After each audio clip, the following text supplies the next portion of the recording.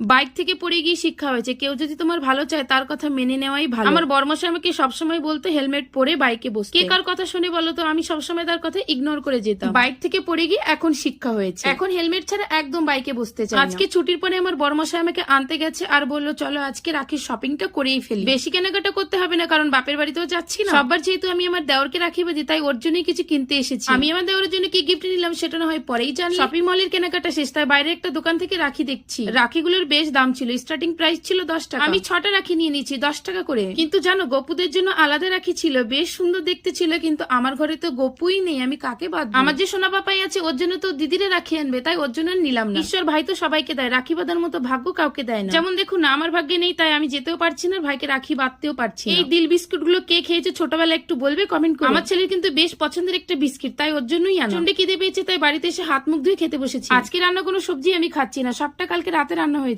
সময়ের অভাবের কারণে বেশি সময়টা আমাদের বাসি খাবারই খেতে হয়। কালকে বরমাসের ছুটি ছিল, তাই কালকে রাতে রান্না হয়েছিল হাঁসের মাংস। মাংস কিছুটা বেঁচে ছিল, আর রাতে আলু পেঁপের তরকারি করেছিলাম। খাওয়া দাওয়া সেরে বরমাসের জন্য শার্ট প্রেস করছি, যেহেতু এখন অফিসে যাবে। পরিষ্কার পরিচ্ছন্ন থাকাটা খুব জরুরি। তোমরা সবাই ভালো থেকো, সুস্থ থেকো, বাই বাই, টাটা।